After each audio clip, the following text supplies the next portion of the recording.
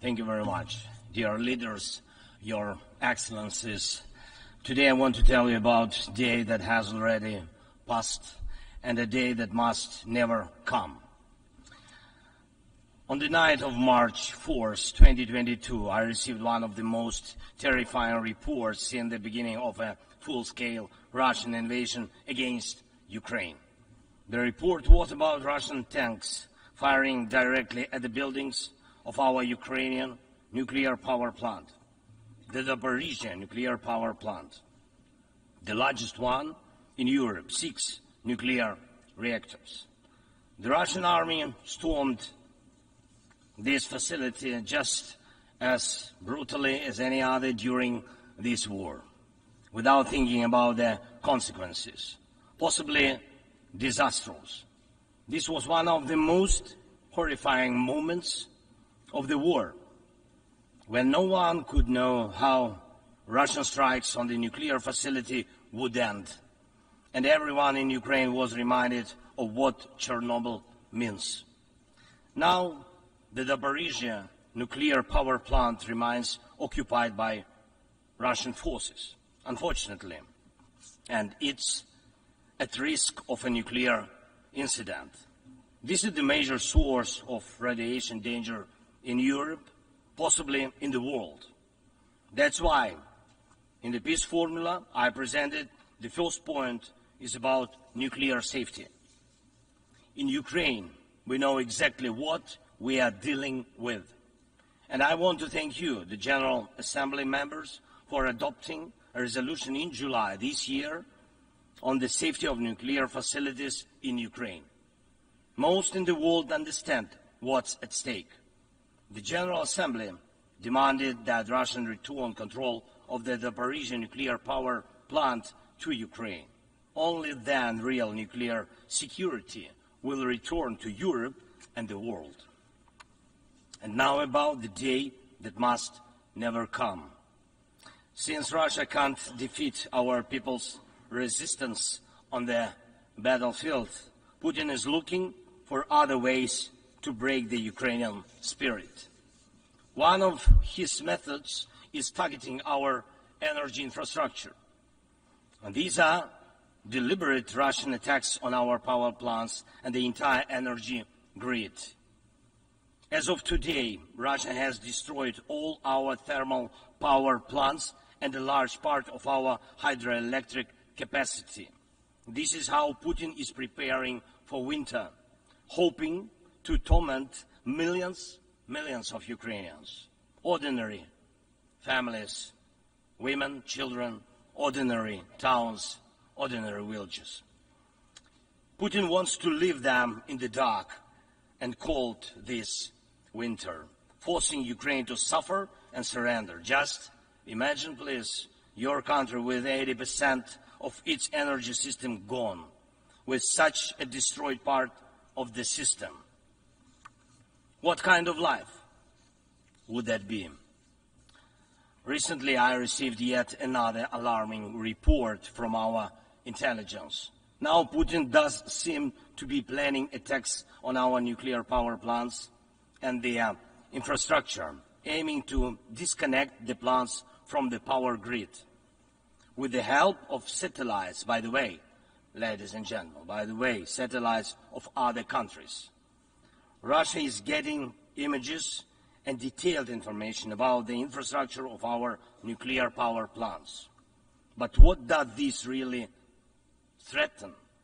Any missile or drone strike, any critical incident in the energy system could lead to a nuclear disaster. A day like that must never come. And Moscow needs to understand this, and this depends in part on your determination to put pressure on the aggressor. These are nuclear power plants. They must be safe.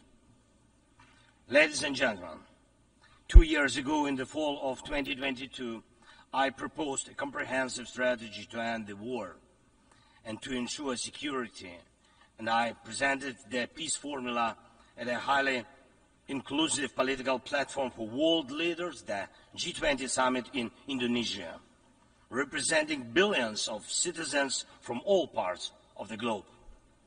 And it's important for us that all these people can understand us, understand that Ukraine wants to end this war more than anyone in the world. War always poses a threat to many.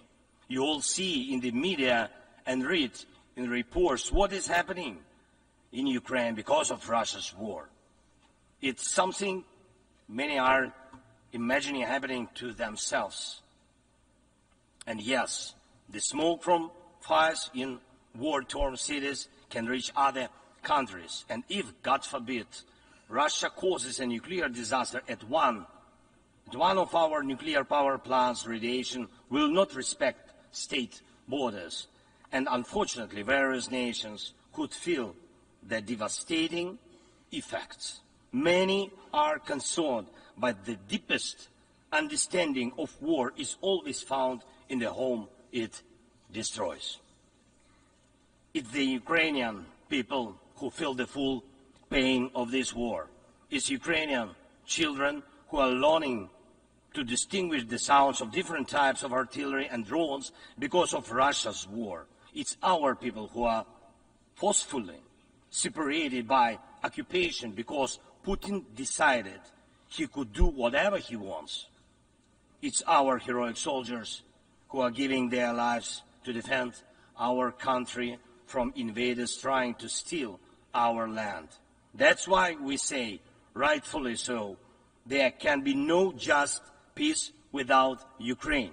And I thank every leader, every country that supports us in this, that understands us, that sees how Russia, a country more than 20 times larger than Ukraine in territory, still wants even more land, which is insane, and is seizing it day by day while wanting to destroy its neighbor. And Russia found very special bodies for that. North Korea and Iran, telling choice of friends. And now every neighbor of Russia in Europe and Central Asia feels that the war could come to them as well, and just think what kind of losses that would mean for the world. And I thank nearly 100 nations and international organizations that have supported the peace formula. It's truly a global community: Africa, Asia, Europe, Latin America, North America, the Pacific region, all united by the peace formula. And I am glad that the first peace summit was so reminding of the UN General Assembly. Everyone was equal. All nations that participated in the peace summit, large and small, no veto right, no blocking authority, those that have been independent for ages and those that have only recently gained independence, those that have gone through wars themselves, and those accustomed to peace, all were equal.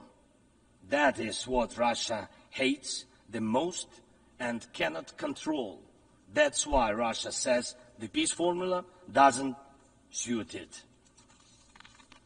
Here at the UN, I've already met with leaders from India, Guatemala, Japan and Italy, Turkey and Finland, Canada, Paraguay, Slovenia, Germany and others, and my meetings will continue. These are different, absolutely, parts of the world and various political ways of life, but they share the same understanding. Peace is needed, and it must be a real, just peace. Unfortunately, at the UN, it's impossible to truly and fairly resolve matters of war and peace because too much depends in the Security Council on the veto power. When the aggressor exercises veto power, the UN is powerless to stop the war, but the peace formula can. Once again, There is no veto power in it. That's why it's the best opportunity for peace. Everyone is equal, and it's effective and comprehensive. When some propose alternatives, half-hearted settlement plans, so-called sets of principles, it not only ignores the interests and suffering of Ukrainians, who are affected by the war the most. It not only ignores reality, but also gives Putin the political space to continue the war and pressure the world to bring more nations under control. Any parallel or alternative attempts to seek peace are, in fact, efforts to achieve a lull instead of an end to the war. As a global initiative, the peace formula has already existed for 2 years, and maybe somebody wants a Nobel Prize for their political biography for frozen truths instead of real peace, but the only prizes Putin will give you in return are more suffering and disasters. We must restore nuclear safety. Energy must stop being used as a weapon. We must ensure food security. We need to bring home all our captured soldiers and civilians forcibly deported to Russia. We must uphold the UN Charter and guarantee our right, Ukraine's right to territorial integrity and sovereignty, just as we do for any other nation. We need to withdraw the Russian occupiers, which will bring an end to the hostilities in Ukraine, and we must hold those responsible for war crimes accountable. We need to prevent ecocide and stop the destruction of nature caused by the war. And we must not allow a second or third phase of this Russian invasion. And we need to make it clear the war is over. This is the peace formula. What part of this could be unacceptable to anyone who upholds the UN Charter? If someone in the world seeks alternatives to any of these points or tries to ignore any of them, it likely means they themselves want to do a part of what Putin is doing. The point they ignore reveals the desire they're hiding. And when the Chinese-Brazilian duo tries to grow into a choir of voices, with someone in Europe, with someone in Africa saying something alternative to a full and just peace, the question arises, what is the true interest? Everyone must understand you will not boost your power at Ukraine's expense.